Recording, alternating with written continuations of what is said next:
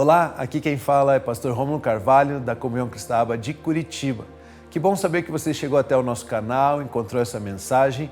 Queremos então ter um momento de louvor e depois uma mensagem que com certeza edificará a sua vida espiritual.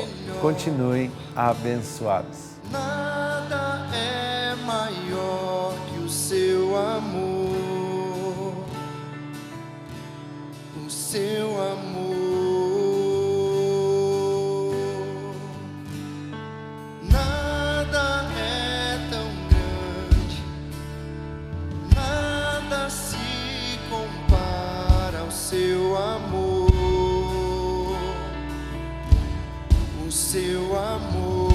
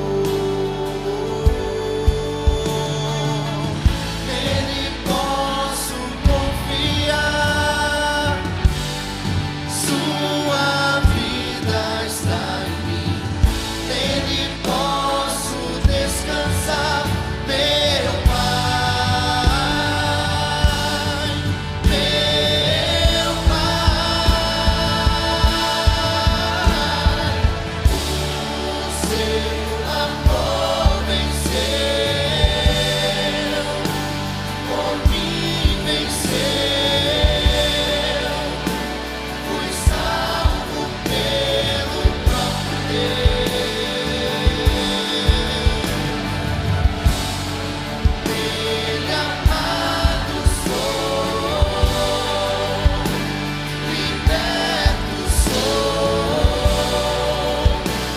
fui salvo.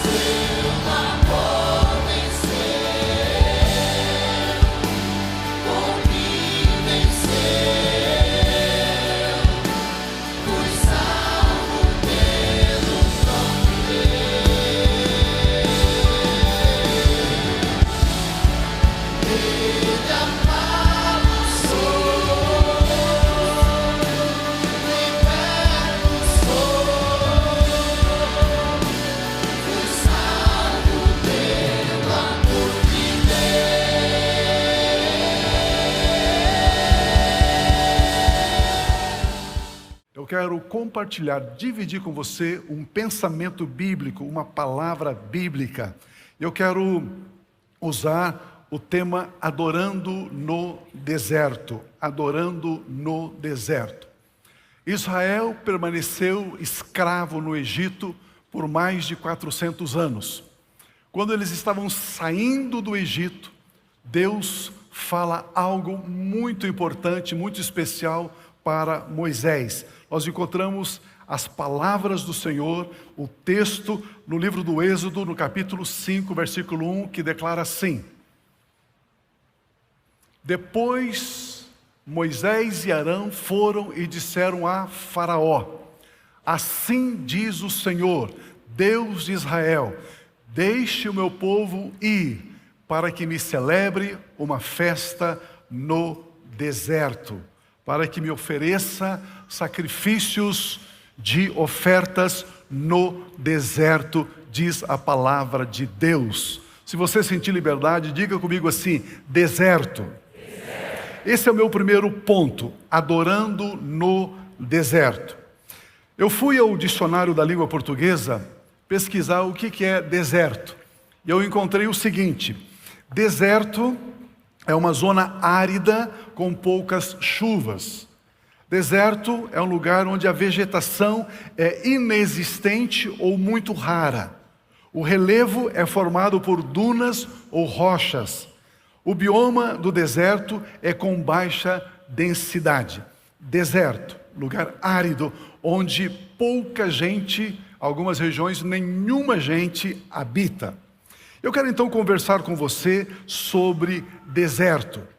Mas a ideia não é dizer que nós cristãos, nós filhos, filhas amadas de Deus, vamos passar pelo deserto ou vamos viver no deserto, significando lutas, escassez, sofrimentos, angústias, doenças, tristezas. Não.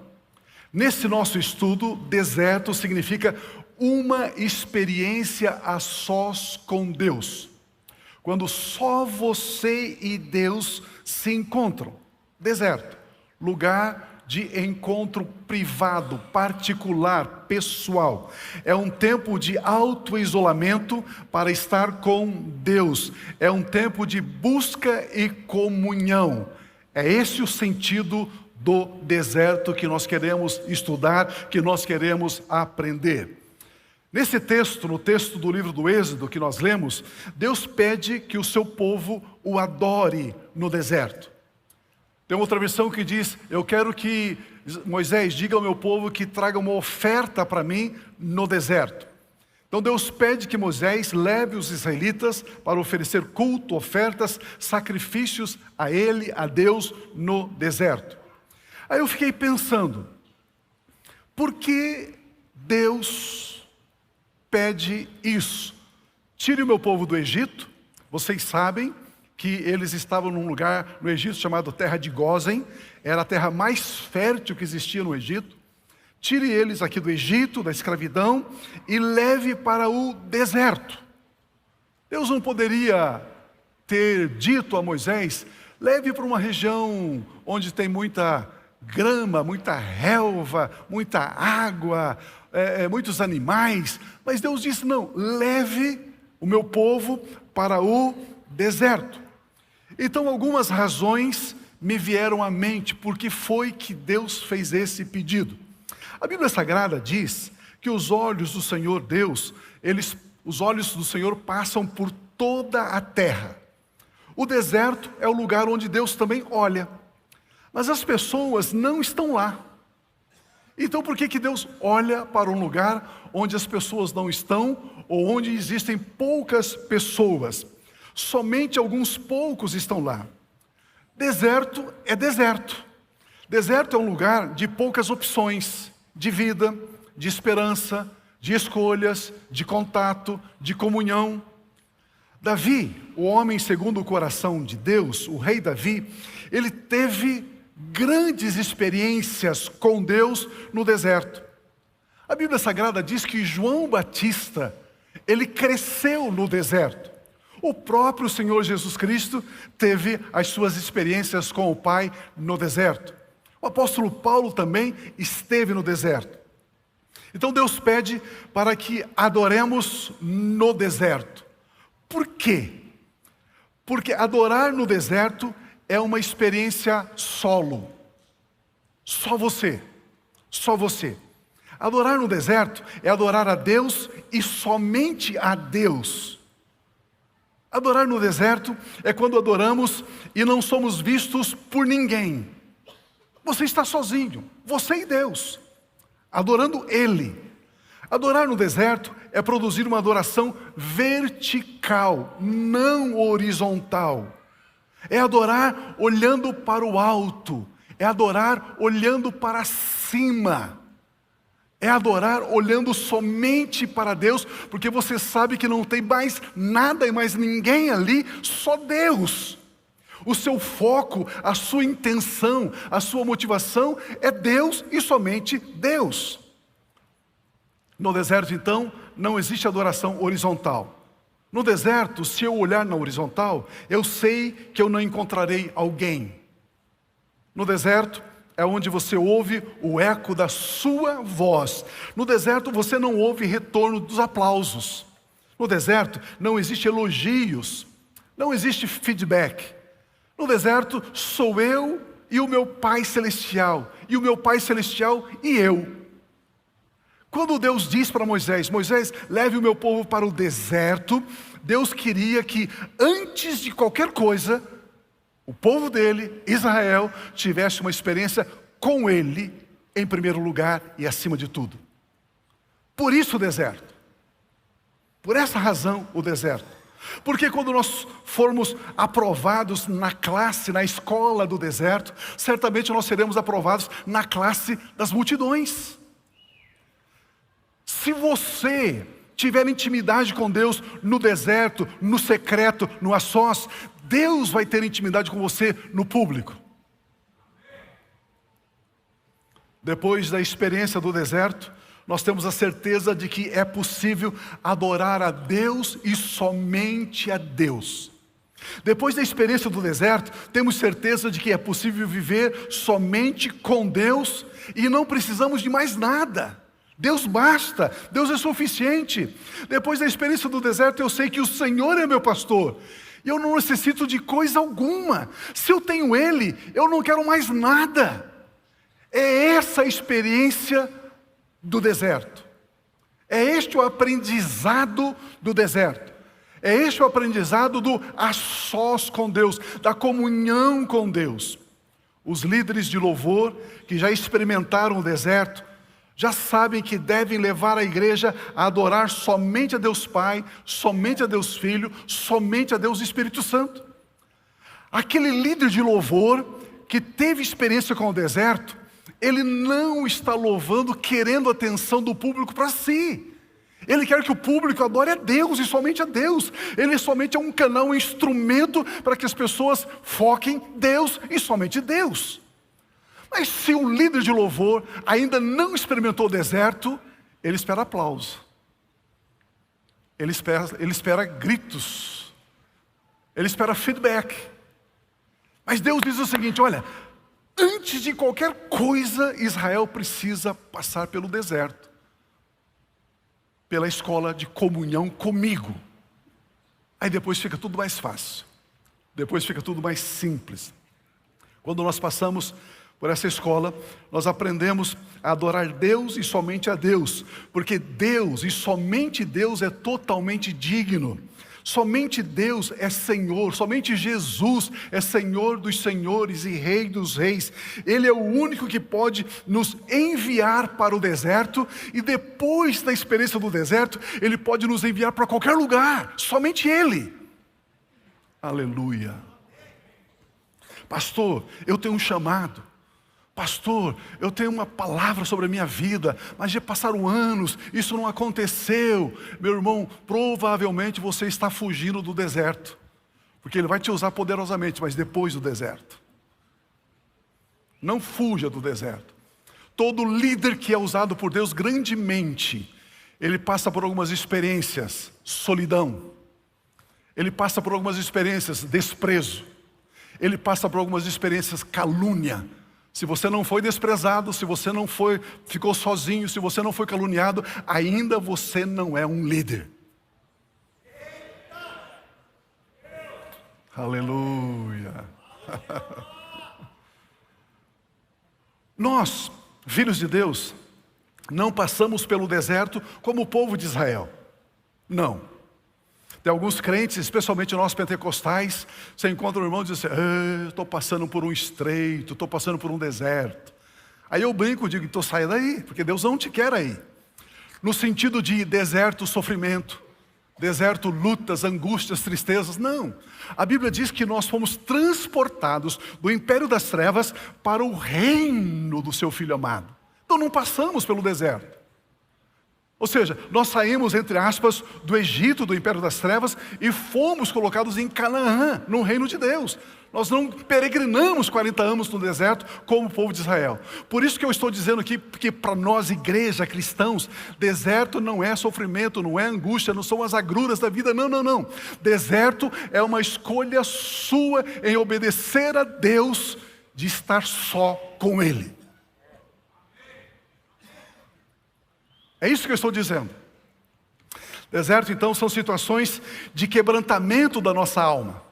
Desertos são situações que nos ensinam a depender somente de Deus, o nosso Pai Celestial.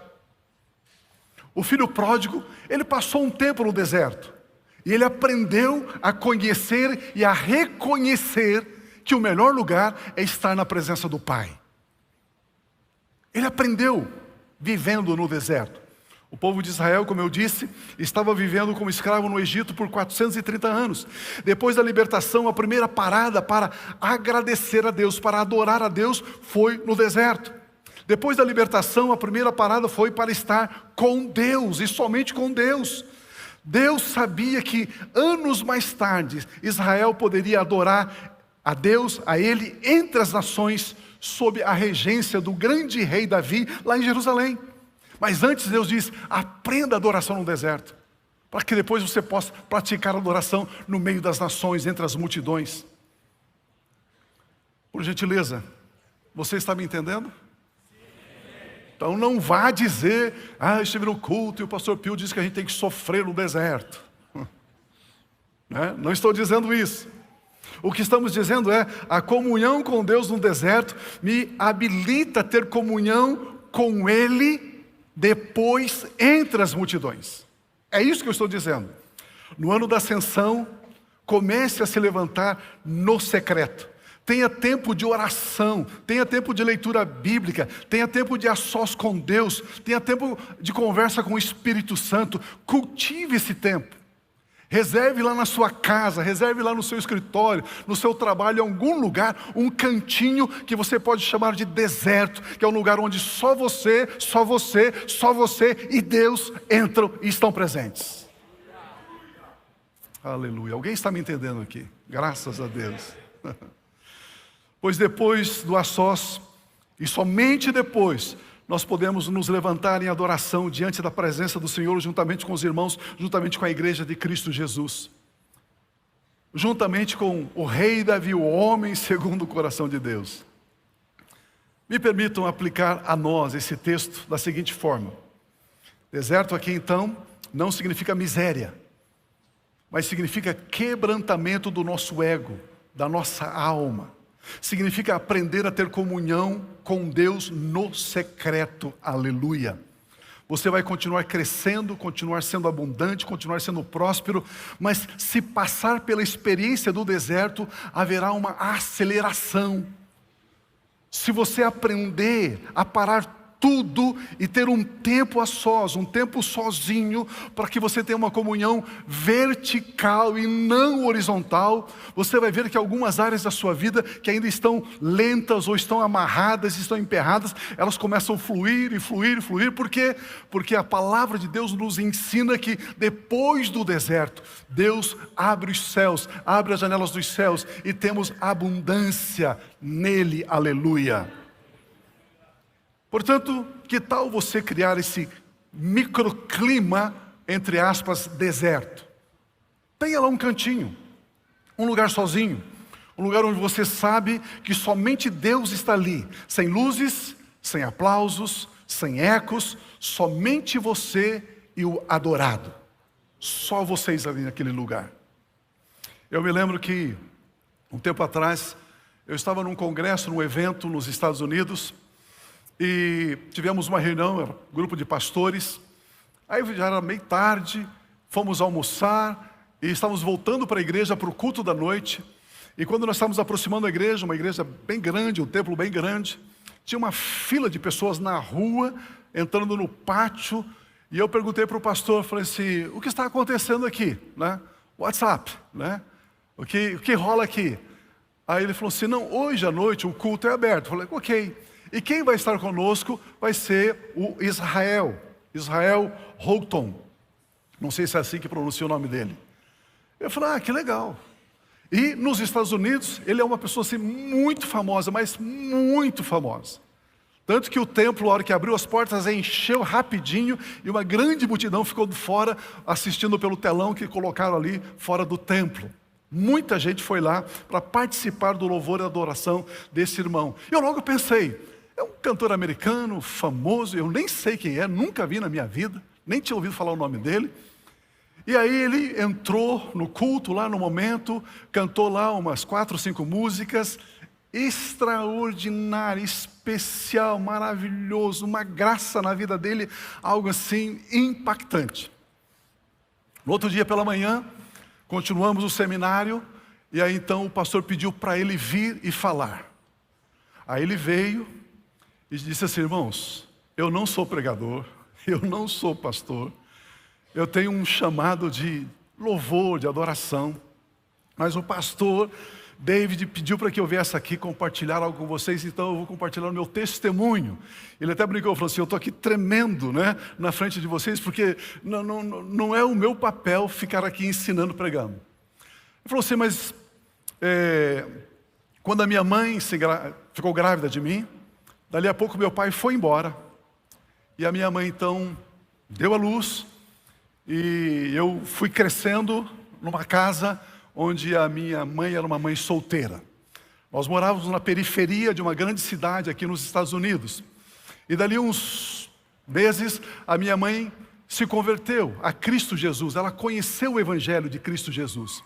E ela então começou a frequentar a igreja, e eu cresci ali na igreja. Mas quando eu tinha ali por 10, 12 anos de idade, eu era apaixonado pelo louvor da igreja. Eu amava a música, amava o louvor. Eu ficava assim, sabe, extasiado diante do louvor, aquele momento tão gostoso, cantando para Deus, adorando a Deus. Até que um casal percebeu que eu tinha um pouco das habilidades, eu já estava estudando um pouquinho na escola da igreja sobre música, estudando música. Eles me deram um tecladinho pequenininho assim, e eu com toda alegria levei aquele teclado para casa. E comecei a estudar, comecei a treinar, comecei a ensinar, a ensaiar. Aí ele falou o seguinte, mas a minha casa era tão pequenininha, que o único lugar onde eu podia ficar era na cozinha. Então eu colocava na mesa, uma pequena mesa que tinha, onde fazia refeição com a minha mãe, coloquei ali o teclado, eu ficava ali, horas e horas e horas, ensaiando, treinando, ensaiando. Chegou um dia, o pastor falou assim para mim, Israel, nós vamos ter um culto no lar, na casa de um irmão aqui. E o irmão que faz o louvor, ele não pode estar. Eu gostaria que você fizesse o louvor nesse culto. Ele falou, não, pastor, de jeito nenhum, pastor, não, pastor, eu não sei. Israel, seguinte, você vai fazer. São 3 músicas, música que nós cantamos aqui na igreja, ensaia essas músicas, treina essas músicas e você vai fazer o louvor. E ele então foi, levou o tecladinho dele, colocou lá no equipamento, instalou. E a hora que começou a reunião, passou para ele, ele fez o louvor. Ele falou assim que ele então tinha o microfone aqui embaixo assim, ele no teclado, ele não queria olhar para ninguém de tanta vergonha. E começou a cantar a Deus e louvar a Deus. E tinha uma presença de Deus naquela reunião, uma glória, algo tão extraordinário, algo tão especial, que todos que estavam ali correram falar para o pastor e diz, olha, a ministração do Israel foi algo extraordinário, impactante, tocou as nossas vidas, Deus agiu de uma forma poderosa, e o pastor ficou muito alegre, muito feliz com isso. Passado alguns meses, o pastor falou para ele, escuta, nós vamos ter o culto nesse final de semana, e eu gostaria que você conduzisse o louvor. Não, pastor, eu não sei fazer. Você vai fazer sim. Aí o pastor empurrou ele e ele fez do mesmo jeito. Botou o tecladinho ali com muita vergonha e tal, e fez o louvor, e foi algo tremendo, maravilhoso, especial. E ele diz: irmãos, e assim aconteceu. Passaram-se os anos, e um tempo atrás eu estava num ginásio, perto de 40 mil pessoas, e eu estava fazendo o louvor. 40 mil pessoas. Terminei, eu saí, mas meu coração apertado, meu coração triste, algo pesado. Eu falei: Deus, o que está de errado? Deus, o que está acontecendo? Aí o Espírito Santo disse para mim: eu quero você de volta na cozinha. O jeito que você me adorava lá na cozinha da sua casa, eu quero que você continue me adorando daquele mesmo jeito. Não importa se tem 10 pessoas, se tem 20 pessoas, se tem 10 mil pessoas, se tem 100 mil pessoas. Eu quero você no deserto. Amados, esta que é a lição do deserto. Esta que é a lição do deserto.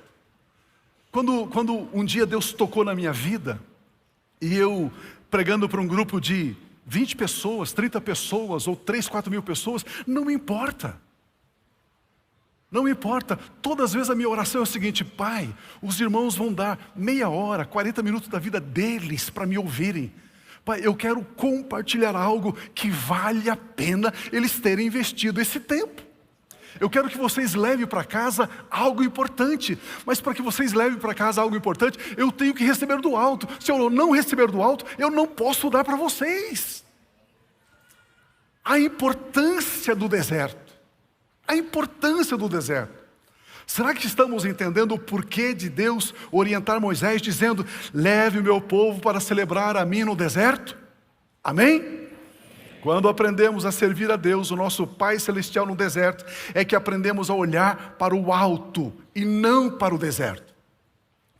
Quando você aprende a ter comunhão com Deus, intimidade com Deus, no secreto, sozinho, não importa se as ondas do mar estão turbulentas, se as circunstâncias estão agitadas, se as notícias são caóticas, se as coisas estão assim estremecidas. No meio dessas situações, você levanta os olhos para o alto, a cabeça para o alto, e você tem comunhão com Deus. É isso que importa. É isso que nos sustenta. É isso que é relevante. Então, quando aprendemos a servir a Deus, o nosso Pai Celestial no deserto, é que aprendemos a olhar para o alto e não para as circunstâncias. Adorar é olhar para o alto, louvar é olhar para o alto, servir é olhar para o alto. Vamos ensinar os filhos de Deus a olhar para o alto? Nesse ano de ascensão, nesse ano de se levantar, levante-se olhando para o alto. Do alto vem o socorro bem presente, do alto vem todo o dom perfeito, do alto vem toda a boa dádiva, é do alto que vem a sua saída, é do alto que vem o novo som, é do alto que vem a voz do trono, é do alto que vem línguas repartidas como fogo, pousando sobre cada um de nós, é do alto. Aleluia, aleluia, aleluia.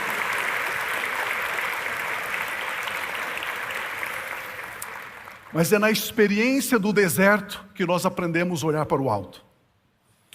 Os adoradores do deserto sabem olhar para o alto. A palavra de Deus nos diz em Lucas capítulo 4, a respeito de Cristo Jesus. O texto sagrado diz assim: Jesus, cheio do Espírito Santo, voltou do Jordão e foi guiado pelo mesmo Espírito no deserto. Foi guiado pelo mesmo Espírito para o deserto. Jesus Cristo, cheio do Espírito Santo, foi levado pelo Espírito Santo para o deserto. Olha o que diz Lucas capítulo 4, 14. Então Jesus, no poder do Espírito Santo, voltou para a Galileia, e a sua fama correu por toda aquela região. Aprenda comigo, por gentileza. Jesus estava cheio do Espírito Santo, e ele foi conduzido pelo Espírito Santo para o deserto. Depois de 40 dias no deserto, ele volta do deserto no poder do Espírito Santo. São duas experiências distintas. Você pode estar cheio do Espírito Santo e é você que guia o Espírito Santo. Mas quando o Espírito Santo está sobre você, quando o poder dele está sobre você, é ele que guia você. Quando você está cheio do Espírito Santo, você tem a sua agenda. Mas quando o Espírito Santo está sobre você, você tem a agenda do Espírito Santo na sua vida. Aleluia. A experiência do deserto. Do deserto. Você está aprendendo quão abençoado é essa experiência que eu estou denominando de deserto? Segundo ponto, resultados da adoração no deserto. Provavelmente você conhece a história do rei Josafá, registrada em 2 Crônicas. Estudamos esses dias no nosso Café Prosperity. Rapidamente eu passei ali com os irmãos sobre esta oração, sobre esse episódio. Mas vamos ler essa história muito forte sobre os resultados daqueles que aprendem a adorar a Deus no deserto. O rei Josafá, ele reina em Jerusalém, o rei de Judá, em Jerusalém. E veio um exército inimigo contra ele de 1 milhão de guerreiros, de soldados, de valentes. E é nesse momento que eu quero ler com você 2 Crônicas 20, a partir do versículo 1 até o versículo 6. Depois disso, os filhos de Moabe e os filhos de Amon, com alguns dos meunitas, vieram para fazer guerra contra Josafá, o rei Josafá, o rei de Jerusalém. Então vieram alguns que avisaram Josafá dizendo: uma grande multidão está vindo contra Judá, do outro lado do Mar Morto, da Síria. Eis que eles já estão em Azazon Tamar, que é em Gede ou em Gedi. Então Josafá teve medo e decidiu buscar o Senhor. E proclamou um jejum em todo o Judá. Judá se congregou para pedir socorro ao Senhor Deus. Também de todas as cidades de Judá veio gente para buscar o Senhor. Josafá pôs-se em pé na congregação de Judá e de Jerusalém, na casa do Senhor, diante do pátio novo, e disse: ó Senhor, Deus de nossos pais, não és tu Deus nos céus? Não és tu que dominas sobre todos os reinos dos povos? Na tua mão está a força e o poder, e não há quem te possa resistir, não há quem possa se opor a ti.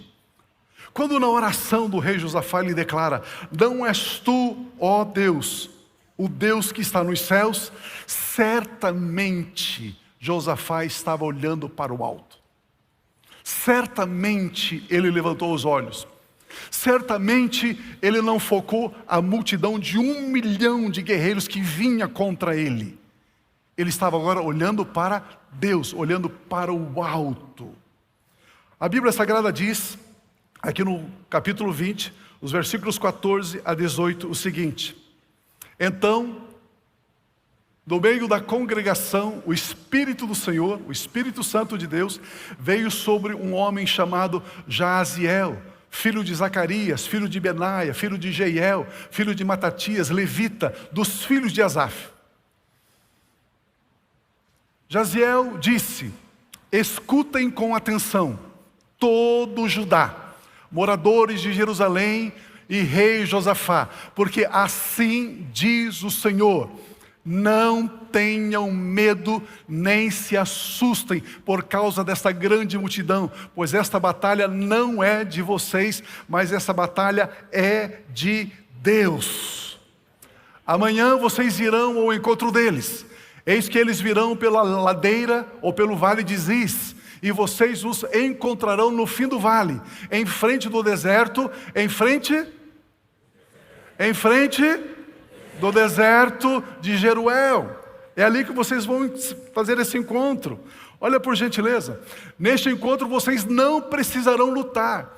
Tomem posição, fiquem parados e vejam a salvação que o Senhor lhes dará, ó Judá e Jerusalém. Não tenham medo nem se assustem. Amanhã saiam ao encontro deles, porque o Senhor está com vocês. Então Josafá se prostrou com o rosto em terra, e todo o Judá e os moradores de Jerusalém também se prostraram diante do Senhor e o adoraram. Olha o versículo 21 e 22.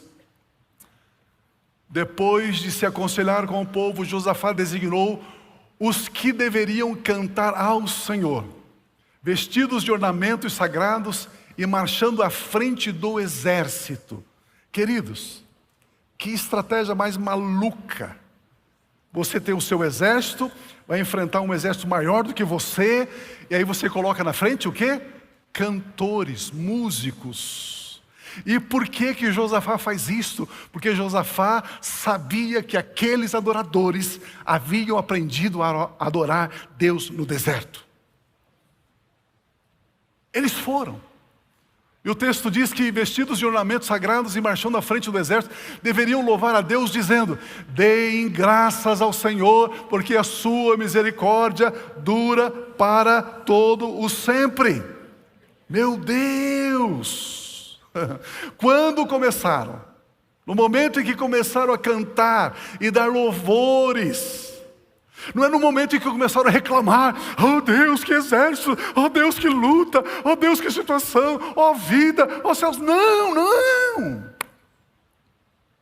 No momento em que eles começaram a cantar e dar louvores a Deus, o Senhor pôs emboscadas contra os filhos de Amon e contra os de Moabe e os do monte de Seir, que vieram contra Judá e foram derrotados. O louvor nos permite olhar para o alto, acima das lutas e das adversidades. Meu irmão, minha irmã, você está passando por um momento apertado, difícil, preocupante.